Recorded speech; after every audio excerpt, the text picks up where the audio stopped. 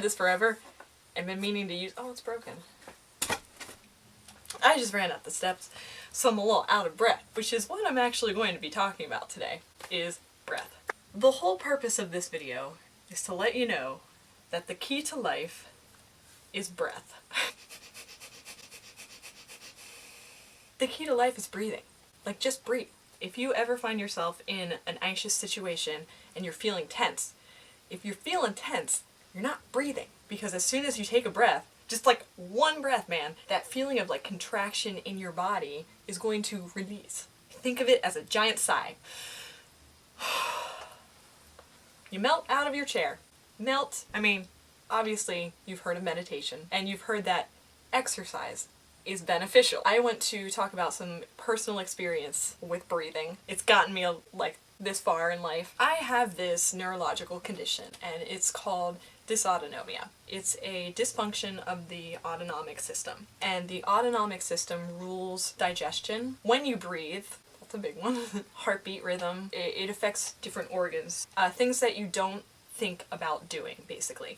Like, you don't have to sit here and say, hey, heart, beat at this rhythm. Hey, digestive tract, digest at this rhythm. Breathe at this rhythm. If I get stressed out, my breathing gets out of my control. It's like sleep apnea, where I don't have control over the rhythm of my breath. And so I will hold my breath, and that makes it sound like I'm physically doing it myself, like I'm going no, I'm not. It's this stopping breath and I can't force myself to breathe. It's all neurological, and the whole time I'm having problems, I'm getting like this weird sensation in my brain. Oh, there goes the twitch. Oh my god.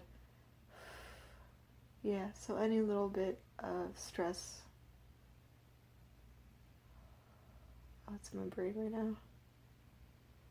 Oh.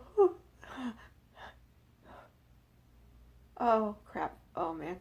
Yeah, there it is.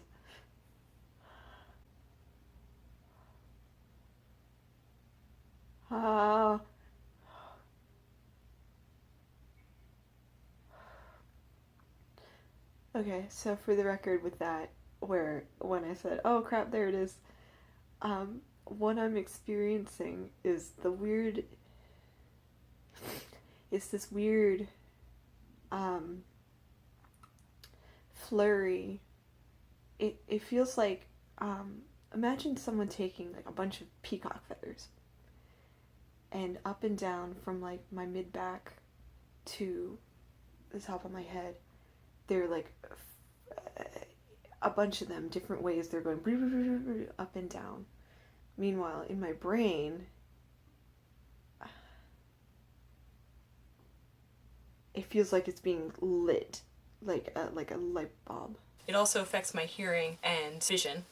I see all kinds of pretty colors, which can be kind of fun sometimes, but other times really annoying. If I'm going about my day and all of a sudden I start seeing all these bright colors, everything seems like overstimulating. And same with hearing. My hearing will get really tinny and sounds will get really loud and I can't understand people. And then there's brain fog, and brain fog comes out and you can't concentrate. I go far away in the distance, my brain just goes this way and my eyes go maybe that way, and I am not physically on this plane of existence. With all that happening to me, seeing doctors for years, I've tried to figure out a way that I can control it as best I can, me, myself, and I. The best thing that I have found that helps me is breathing.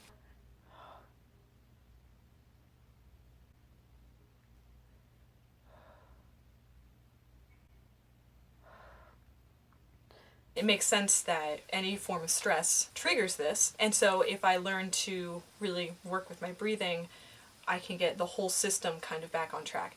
It doesn't work, like for flare-ups and stuff, but in short, acute terms, all of a sudden if I hold any tension in my body, it triggers that dysautonomia. I know to release it then and start breathing and focusing on breath. I've got to say this because I didn't think this before. Getting sick really has been a blessing in disguise. I've really made that connection between mind, body, and soul to create more health in my life. And the key to living is breath. If you want to change one thing in your life to have a better life, breathe. Just that. I'm not even telling you to exercise and breathe that way. Although, when I exercise, it helps me focus a lot easier on breath. Meditation does the same thing. Naturally, yoga is really good for that. And I'm just here to introduce different things that you can look into if you want to get better at your breathing. I recommend looking up a breathing technique. It's known as breath of fire, dragon's breath, but basically it looks like this. It's like a dog panting. There's a lot more that goes into it than just like that. I put the fear face on because I think it looks funny. I like to make myself laugh. Another really good breathing exercise, I use it in my car when I'm driving to work, and it makes me think that everyone that sees me thinks I'm picking my nose. And so if you like a good laugh and you like to feel really self-conscious, or if you want to get over feeling self-conscious, this is a good exercise for that too. Cover up one nostril and you breathe in through the nose. And then on the out breath, you cover up that other nostril and breathe out. And then you switch and breathe in again and out through the other. And then after 5 breaths like that, then you change it up and you inhale through this nostril and then exhale through this one. I will do that exercise, the switchy, for 5 breaths on each side, and then I will do the fast panting breath for like 12 seconds, and then I go back into that. And if I do like 3 rounds of the fast breathing with the slow breathing, I just feel a lot more clear, a lot more awake, and a lot more alive.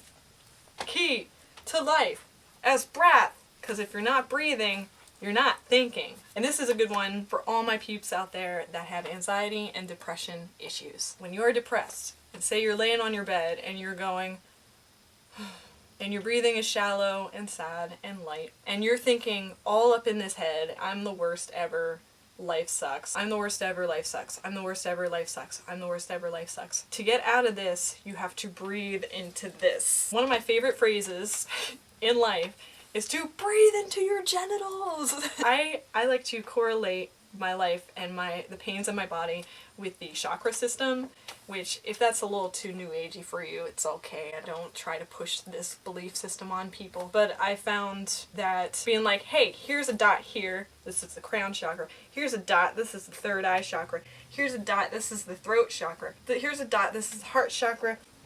This is the gut chakra. It's not called the gut chakra, but for purposes of anatomy, gut chakra. And then, oh, here's a navel chakra, and then, oh my god, it's the root chakra, which is the crotch. The root chakra is seen as the area for survival, and it's where you feel most grounded. So if like you get this all set and balanced in life, you feel grounded and you feel part of this world and part of the earth and part of a community, and you aren't afraid. It does a lot with anxiety and fear. So when you're stuck in your head and you're like, no, I'm afraid of everything, you're not really getting breath or energy all up in this crotch here. So you gotta breathe to get it farther away from here. Like if you're breathing into your chest, it's not making it down here, and you're still feeling like all kinds of what the. Bring this breath into los genitalias. I don't think it's plural. But crotch. Breathe into your genitals. I love yelling that because it's obscene, but it's true. One thing I've noticed when I catch myself not breathing and I do like a big breathing sigh, a lot of people ask me, what? And I'm just like, oh, I'm just breathing. I just stopped breathing. I just breathe. Just own it. Just let people know you're breathing. Let people know you're living. I think it just stopped. Okay. Hey, so let me know below if this has helped you, or if there are other things you want to hear from me. Like maybe you want me to show you better breathing techniques, or maybe you want me to just do something silly and funny and kind of informative. I'm all about entertaining. You can check out my website. I'm gonna stick it right here. Boom, it's right there for you. You can check me out on Instagram. Okay, so stay tuned, stay safe, stay strong, and carry on, and breathe. Key to life.